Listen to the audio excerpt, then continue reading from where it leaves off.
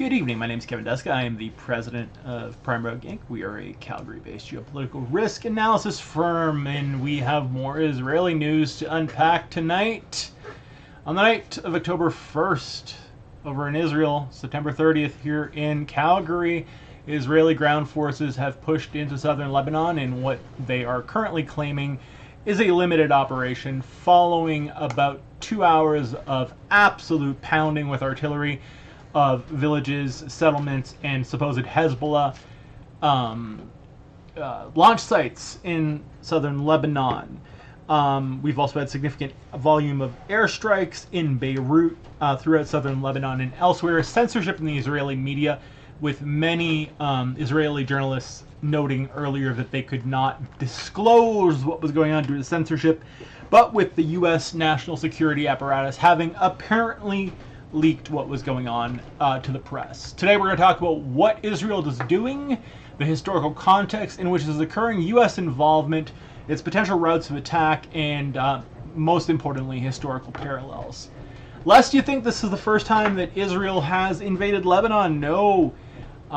It's basically the fourth in modern Israeli military doctrine. Southern Lebanon, treating it as kind of a buffer zone to protect northern Israeli communities from rocket attacks, has been the main doctrine. And the Litani River here in southern Lebanon is where it's basically sought to historically create that buffer zone, in as much as, for one, it's harder to launch rockets from north of the Litani, but two, and again, let's not try to impugn, but water is really important in the region.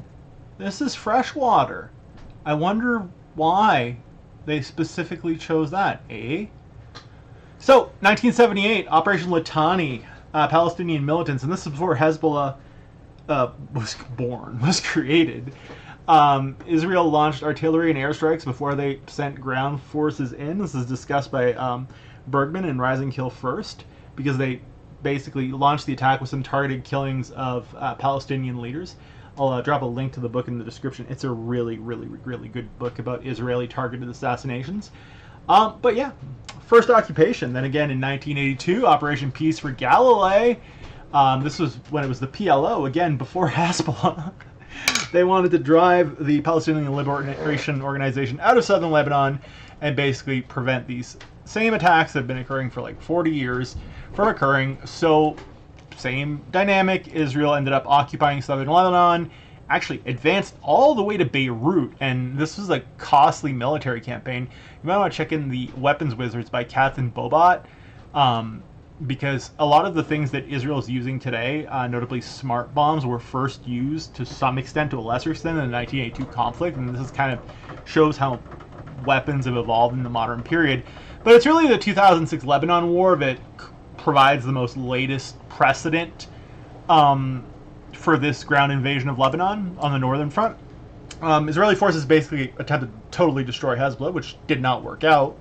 Hezbollah having been created after the 1982 incident. But Hezbollah guerrilla warfare in the context of an Israeli occupation was very costly against Israel's conventional forces, and the kill-death ratio for the only time in Israeli history was nearly even. Hezbollah extensively used tunnels and fortified positions, and that could be a significant obstacle today, although it's very difficult to tell because of the degree to which Israeli shaping operations in the lead up to the conflict, including the assassination of Nasrallah himself, the assassination of the medium-range rocket guy, and many others. You know, they have their, what are they called? The OSINT Defender on Twitter talks about them, the trading cards, he refers to them as, the martyr cards, which when a Hezbollah fighter dies, they have one of, let me find one here. Wow, there's been one of these cards issued with a little bio, their name, etc.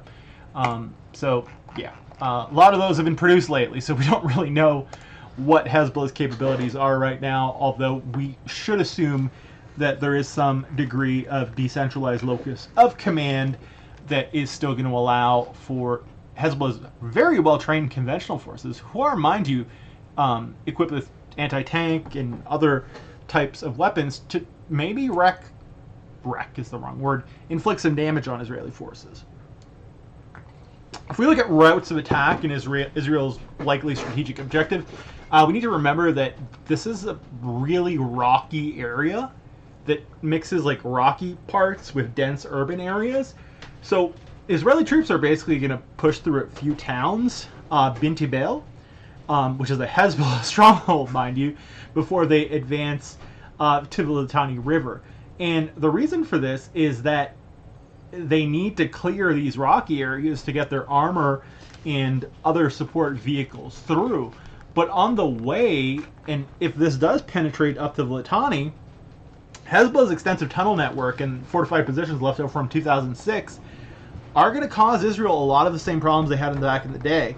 Now, Israel has shown a greater willingness to bomb things back to the Stone Age and inflict civilian casualties as necessary. So maybe Bibi is going to be looser with the bomb, so to speak. But if 2006 is any example, Israel might face a world of hurt as they approach these tunnel networks where they got, and I will use the word wrecked here, wrecked in 2006. But improvements in drone technology, UAV reconnaissance, and again, check out the weapons wizards down in the description by Katz and Bobot, combined with JDAMs, is going to give Israel a significant advantage in terms of eyes in the sky, time on target, etc., to potentially neutralize Hezbollah guerrilla positions. How is Hezbollah going to respond? Well, it's going to be guerrilla warfare, hit-and-run tactics against Israeli positions and convoys, the fortification of defensive positions, and basically underground tunnels to basically ambush Israeli troops wherever they are.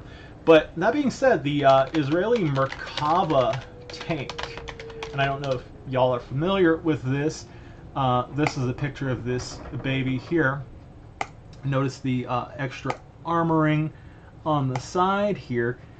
This was deployed in Gaza and has shown itself to be remarkably resilient in the context of urban warfare, which is presumably why it was produced. But so this does give a certain degree of protection in spite of this kind of unnecessary cope cage. I don't know why there's a cope cage on this. For those of you who don't know what a cope cage is, it's a lot of anti-tank munitions are top-down munitions, and in the war on Russia, in the Ukrainian-Russian conflict, the Russian invasion, a lot of the Russian tanks had these cope cages, thinking this tiny little piece of whatever the hell this is, aluminum, would stop a ATGM.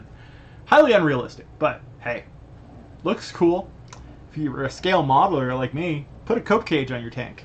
In fact, I have one of the latest issues of Fine Scale Model magazine, and the German Leopard is featured by Tamiya. No cope cage, but you can add one on. You can scratch build it. But yeah, Hezbollah's also going to use propaganda, especially with the death of Nasrallah and other leaders, to frame this, resistance as continuity in relation to past acts of resistance. They're going to focus on their martyrs, and they're probably going to gain significant support from domestic elements of the population, which are very, very upset about what happened with Nasrallah. And also remember that Lebanon as a country is in a very fragile state. From the explosion that occurred in Beirut a couple of years ago, just the fact that there's basically no functional government, all the while the influence from the Syrian conflict is further destabilizing the country via refugee flows, abject poverty, etc. If ever this were to escalate, Syria and Iran, as I've now dubbed them, would be likely to enter the conflict. And now, it gets even better, because if Syria and Iran enter the conflict, what's going to happen? Well, Secretary Lloyd Austin of the USA today, Secretary of Defense, announced that the U.S. was sending, quote, thousands of additional troops to the Middle East. From what I understand, these are certainly F-15s and F-16 squadrons, possibly F-35s, and if I heard right, A-10s, although I cannot confirm that. These could be used to support Israeli operations in Lebanon or defend American positions in Iraq and Syria, especially the A-10. If it is being deployed, which I think I did hear, has immense close air support capabilities. Now, I don't know and don't think that the U.S. would deploy them directly in South Lebanon, but who knows?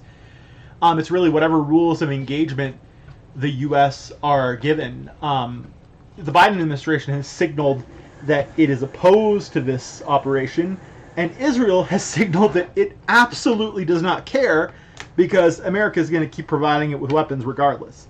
So what we're facing is a significant risk for regional escalation within the broader proxy conflict between Israel and Iran.